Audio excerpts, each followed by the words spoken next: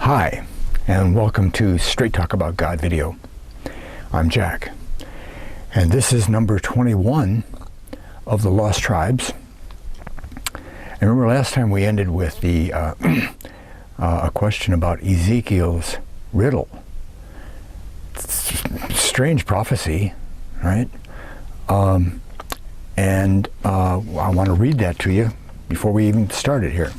Ezekiel 23, verses 25 through 27. Okay?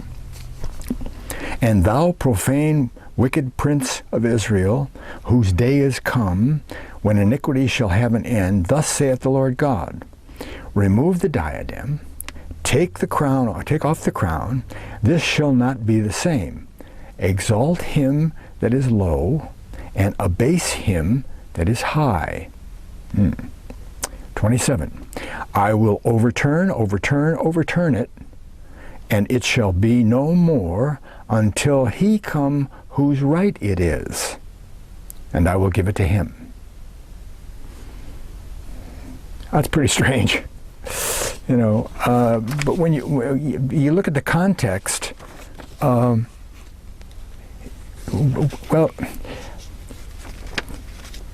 it sounds pretty much like most of Ezekiel's other prophecies, you know, and especially when you take in the whole context. But these three verses have great significance for the larger picture of the movements of the lost tribes of Israel, right? The northern kingdom of Israel.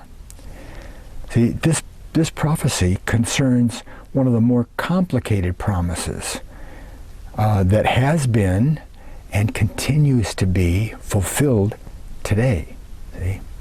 It's all about the throne and who is to rule over the descendants of the Israelite nation of King David's time.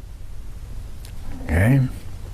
Who's supposed to rule? Well, we've done a lot of looking at who's supposed to rule here and there. So let me go across some points here just to introduce today's subject. Okay? I mean, the Bible is tough, you know, and how do you make sense out of this passage? Okay? And when you put it in the context of the whole chapter, that doesn't help much. Listen to this part here, the very first part. It says, verses 1 through 3, just to set the context, okay? And the word of the Lord came to me saying, and this is remember, this is Ezekiel prophesying from Babylon to the house of Judah that still is over in the promised land. Zedekiah, the puppet king set up by Nebuchadnezzar, is ruling. Okay? They haven't all been taken away to Babylon yet. But Ezekiel's gone already, and he's prophesying. And he says, the word of the Lord came to me saying, Son of man, set thy face toward Jerusalem. Now we know where it's going to go. And drop thy word toward the holy places, and prophesy against the land of Israel. And say unto the land of Israel, Thus saith the Lord, Behold, I am against thee. Okay, pretty standard stuff. And will draw forth my sword out of his sheath, and will cut off thee, the righteous and the wicked. Okay, so we know who he's talking to. Okay, talking to the house of Israel. But then it goes on. Against Jerusalem, and then some 16 verses about the sword, and followed by a bunch of stuff about the king of Babylon and divination for Jerusalem, and then our 3 verses, right? Remove the diadem, take off the crown, exalt the low, abase the high, I'll overturn it. Well, we got the first part okay, I think, you know. Take off the crown. I think we know what that means. Against you, and where were we? And then onto the subject of the Ammonites, and just goes on. It gets thrown in there, just a couple little verses. They're easy to read by. See, and you think you know what's going on because it says it's going to be against Jerusalem and against the king and so forth. And then you get to verse 25 and it says, profane, wicked prince of Israel. That's the king of Israel, okay. Take off the crown. Okay, well, the king loses the throne. Great. But what is this? What is this high and low stuff? And the overturn? What is that? I mean, the hints are there, but and then all of a sudden it's the Ammonites. Boom, gone. Okay.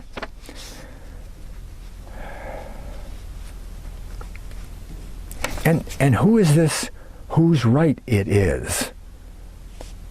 Well, let's take a look and see whose right it is. And that's in Genesis. We've been there 100 times. Genesis 49:10. Okay. Well, Genesis 49:10 is where Jacob is passing out the birthright and the blessings to the people who don't get the birthright. To Judah, he says this. He says in verse 10, the scepter, the rulership, Judah's going to be the king. He gets to be the king of the family. Okay?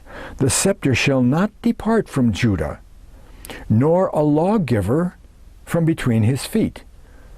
He's going to be responsible for supplying the law, not making it up, but keeping God's law as a depository and supplying it, being able to tell the people about God. Okay? They'll go to Judah, the king. He's responsible for that. Okay? Until Shiloh come. But it's got a capital S. So that's something very, very important, this capital. And the scepter is going to go to this Shiloh, whatever that is.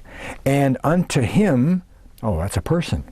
Him shall the gathering of the people be. The gathering of the people. Shiloh is going to be given this right to rule, and the people are going to gather to him. That's Jesus in the millennium. He rules the whole earth. And then the 12 tribes will understand exactly who they are and be gathered to Jesus. That's who that is. Okay? We're going to confirm that. Let's see, where do we go? We confirm that to the princes of Judah. 24. Verse 24. Just for a little bit later. Verse 24 says, now 21 through 26 are the birthright promises to Joseph. Okay? He gets everything else. Okay? Judah gets to be the king. He gets to be the depository of God's law. And Joseph gets everything else. All the money, all the cattle, all the jewels, all the gold, all the servants, all whatever. He gets everything. And from Joseph, it passes to Ephraim, his firstborn, called the firstborn son. Okay. So Joseph is going to get a bunch of stuff, and in with that stuff, verse 24 says, but his bow abode in strength, the arms of his hands were made strong by the hands of the Almighty God of Jacob, parentheses, from thence, from where? From thence, the God of Jacob, from thence, from the God of Jacob, is the shepherd. From the God of Jacob is the shepherd, the stone of Israel. Oh, we got a lot of stuff in there, right? From the God of Jacob is some kind of a stone. It says the stone of Israel, and that stone is going to be the shepherd. What does a shepherd do? Doesn't it lead the sheep? Travels with the sheep, leads the sheep around. Okay? Keep that in mind. We may not even get to it this time. You may have to come next time. Okay, the shepherd's stone. Now, the princes are Judah's twin Zara and Pharez, right? Those are the ruling class out of Judah, all down through Egypt and so forth. And remember, they came out of Genesis 38, where the twins were born to Judah and Tamar. Okay.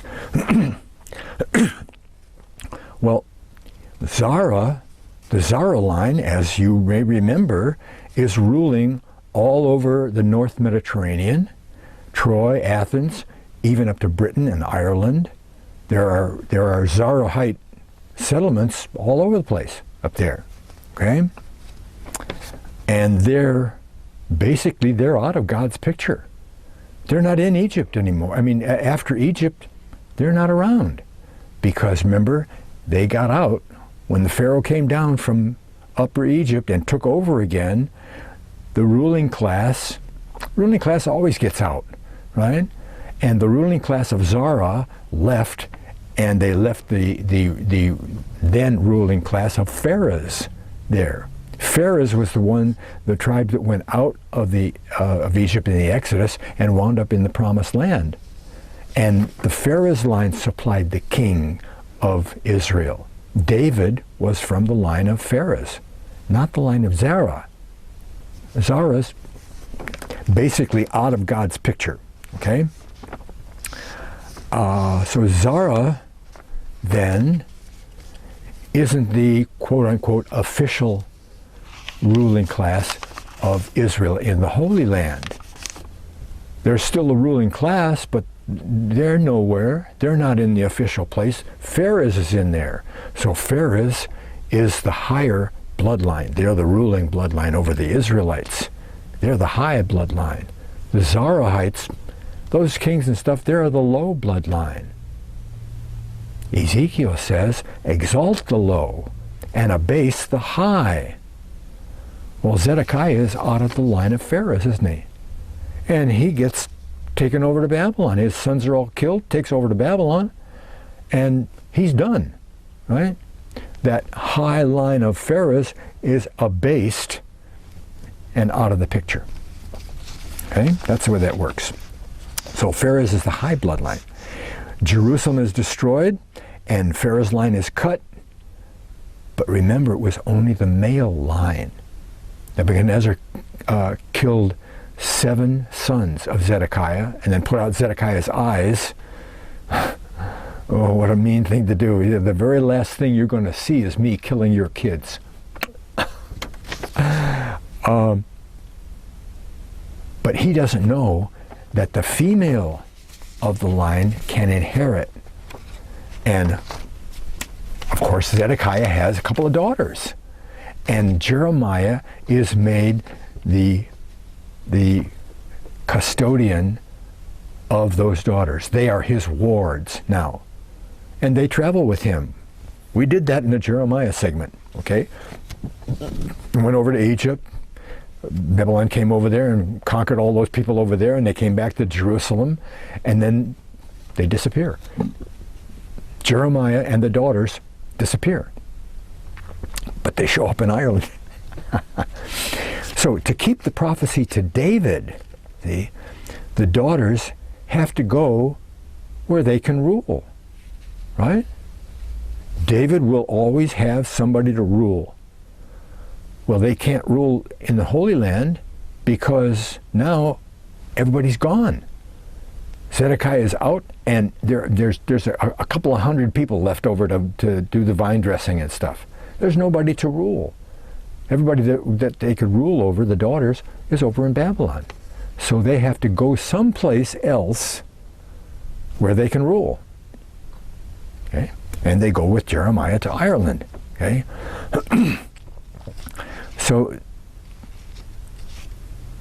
because in Ireland, there are Israelite settlements. Remember, we went through them. There were the Fomorians that came from the Greece area way early on, and then they were conquered by the Furbolgs, who came from the Greek area, across the Mediterranean, conquered the Fomorians, and then the Tuatha De Danann showed up with their heavy technology and knowledge and trade goods and all that stuff, and they started to rule and ruled Ireland for 200 years, right? Not Zarahites, Danites.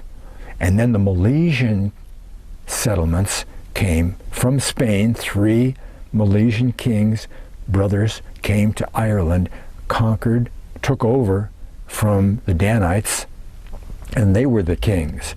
Eventually, when Jeremiah shows up, there's only one brother left, Haramon, Mucade, Yocade, the Haramon, the high king, Haramon, high king of Ireland. Now, he's a Milesian out of the Zara line, Zara, Judah. And Jeremiah marries the daughter, the Pharez Judah daughter, to the king. And now both lines are together.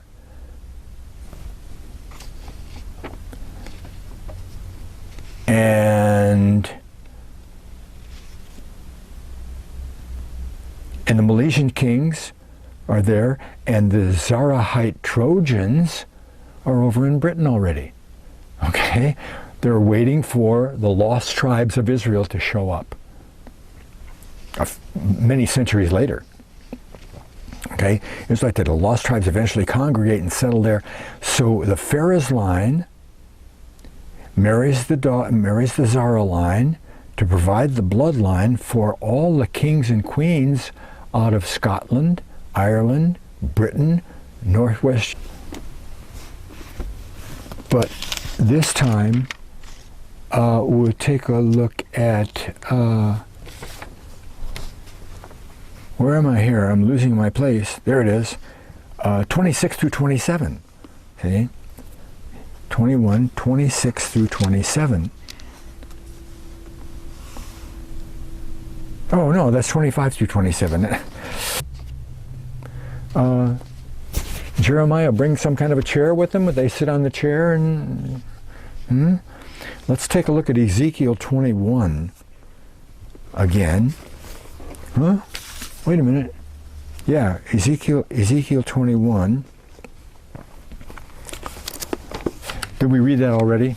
We read it already, okay? But remember, it says, take off the crown.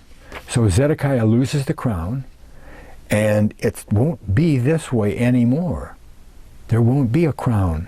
There won't be a king in this place. Okay?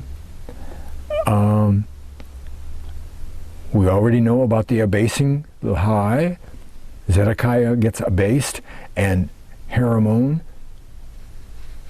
It's only about 3 years later when Jeremiah arrives over there in Ireland, after Zedekiah is killed, or his sons are killed, and he's taken away over to Babylon. It's only 3 years, because that happened in 586. He shows up in 583. Okay?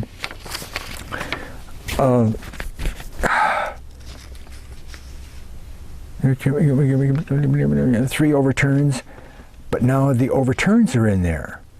Let's take a look at Genesis 48:10, or is it 40? Yeah, that's that 49:10. I can't read my own writing here. Remember what it said, 49:10 for Judah?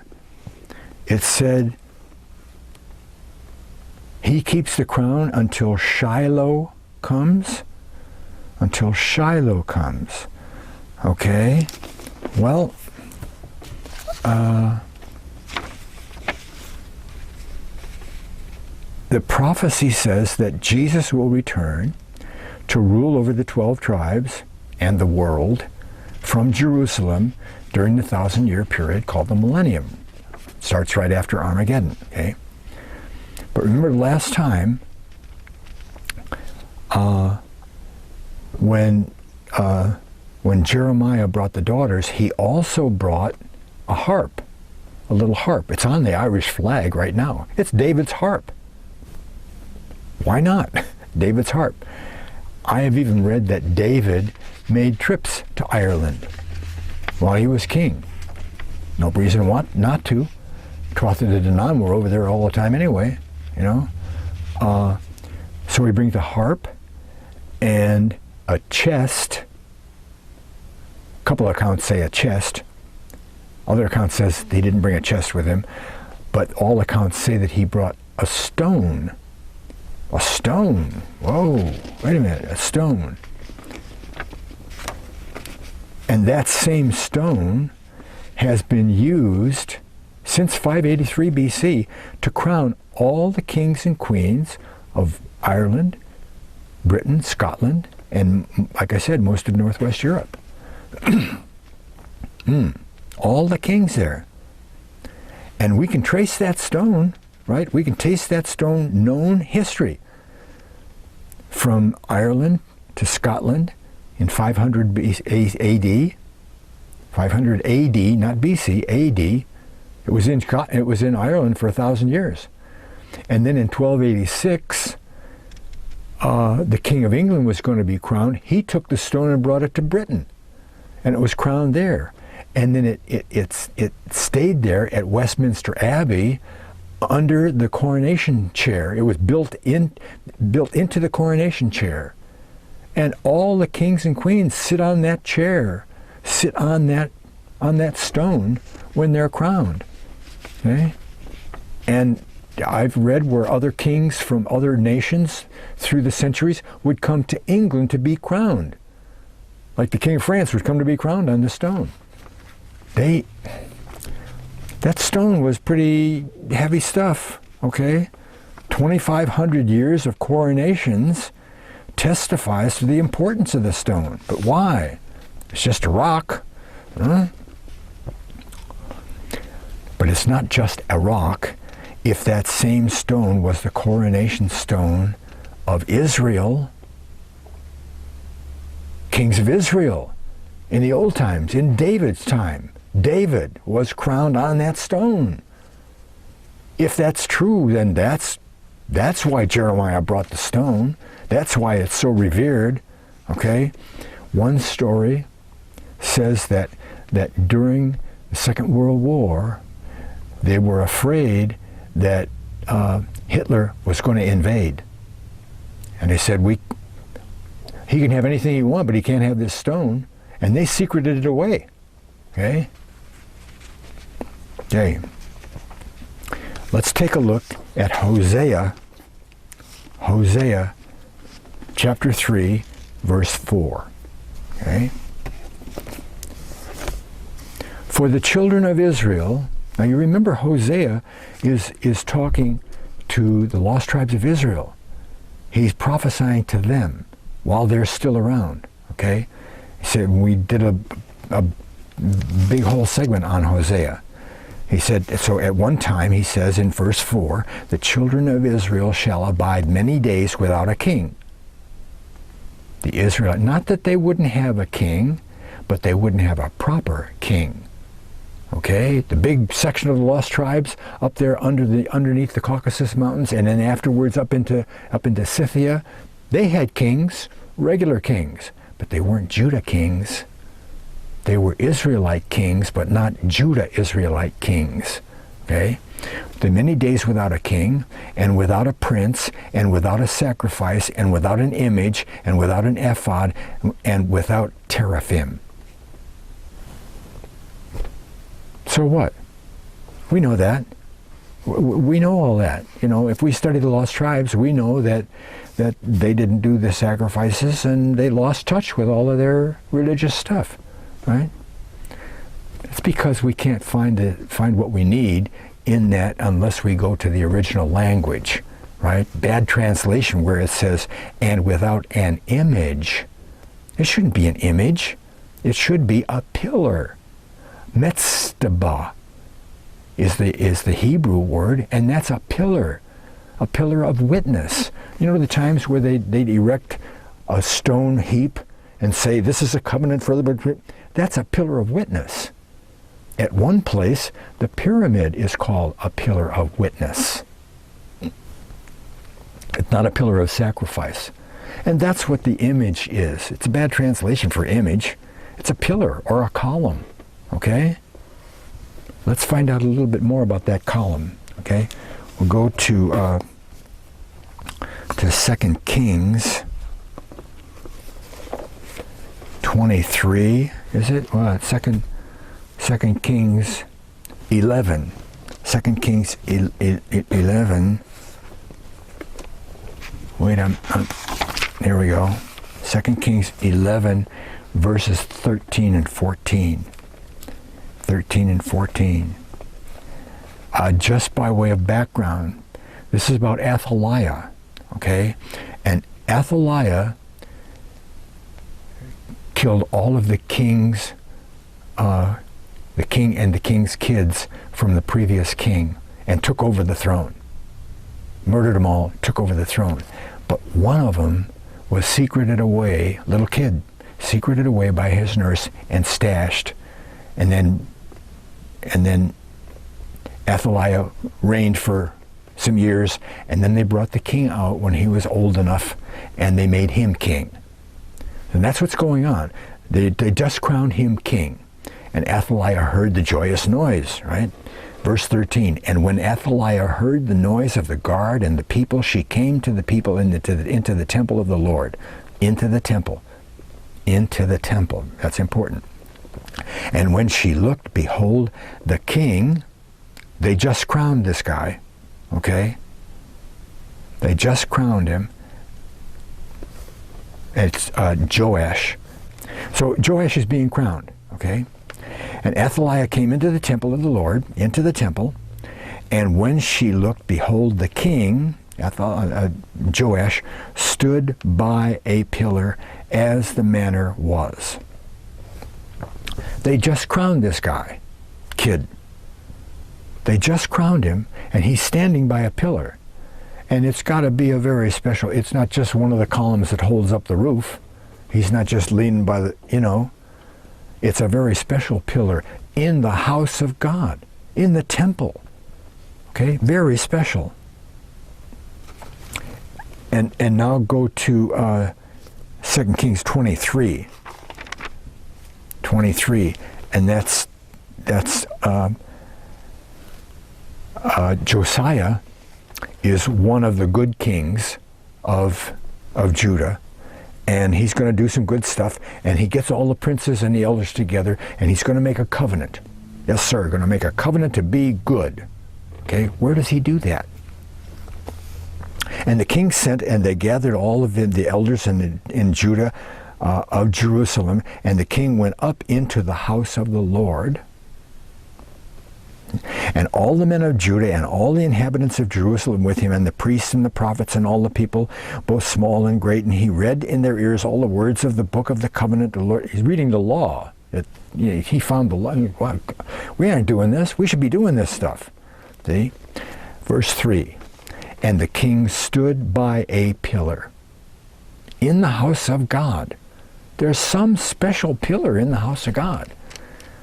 Solomon had 2 pillars out in the courtyard. 2 pillars, Joachim and Boaz. This is inside the temple. There's this pillar, okay? And the king does his stuff by the pillar, okay? How could we not call this stone the symbolic throne?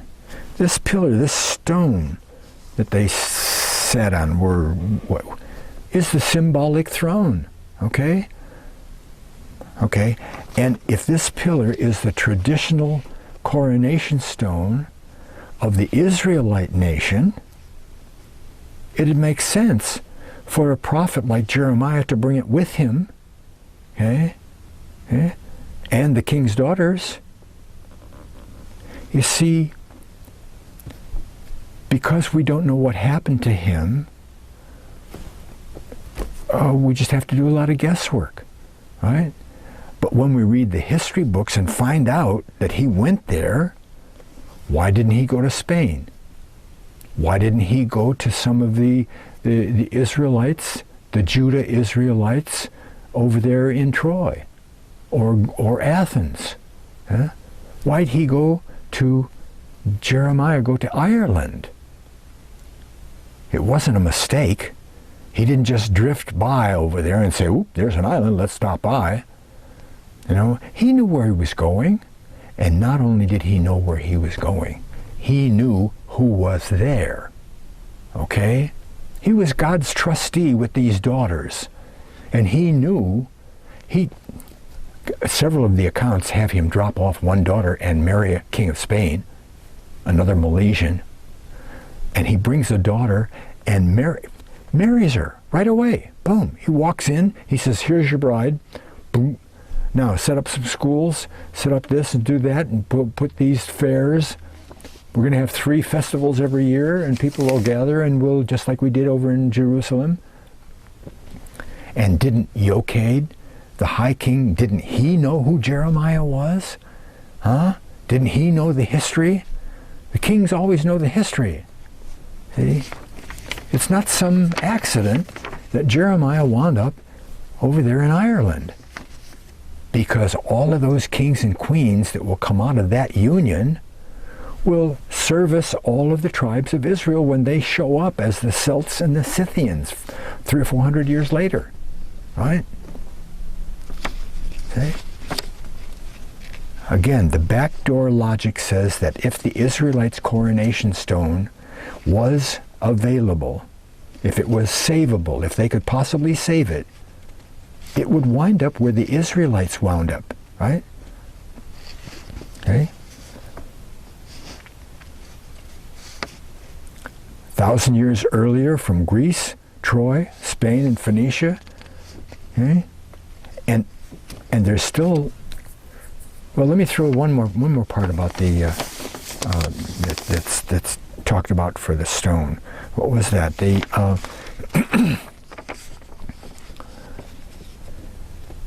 You remember the part, maybe we'll get to this next time, I'm not sure.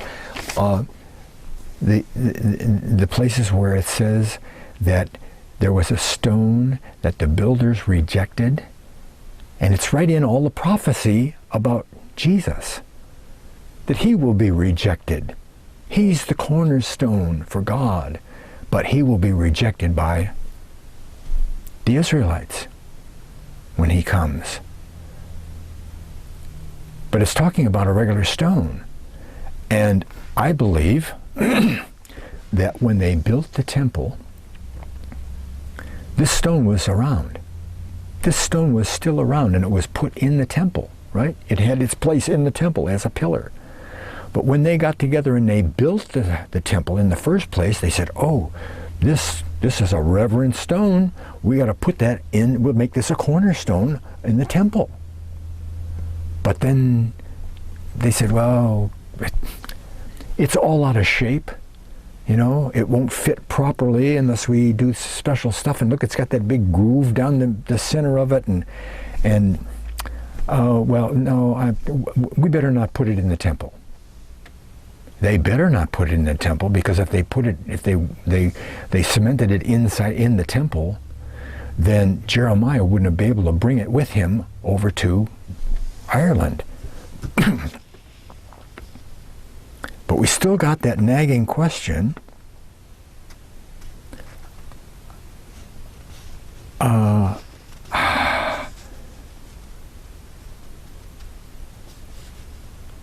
How did such a worn and battered hunk of rock wind up in such a venerated position?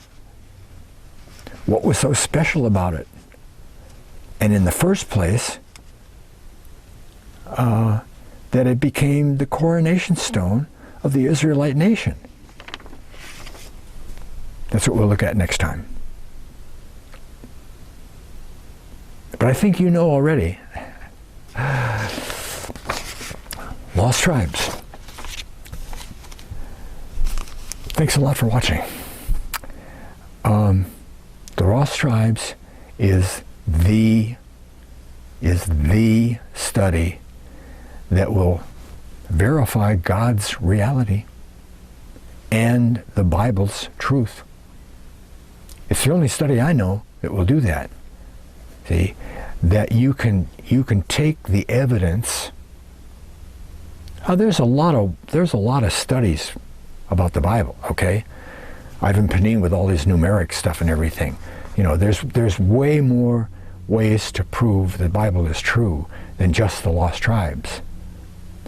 But the lost tribes is so simple and so at hand. All you have to do is go to the history books and find out where the Israelites went. And it proves all of the prophecies about them in the Bible. And if the prophecies in the Bible over 25 or 4,000 year period came true, then somebody better than the writers must have inspired them to say the right thing. 1,500 and 2,500 years later, it proves that the Bible is not only true, but God is real. And all of that historical evidence is court admissible. Oh, you could take this evidence and put it into a court of law and say, here's the evidence. What does that prove? That proves that the Bible is true. You have to say yes. Have to say yes. And it's right there at your local library in the history books. And what happens when you prove that God is real? After you say, uh-oh. See, after you say that, then what does it prove? What happens? If the Bible is true, if God is real, then all of that good stuff that he said will happen to us if we act in faith. He says, if you act in trust in me, I'll put my spirit inside your body and I won't see your junk anymore. I'll see my spirit and you'll be saved. You stay saved long enough, I'll change you and you'll be better than an angel. I want some of that. How about you? Thanks again for watching. God bless.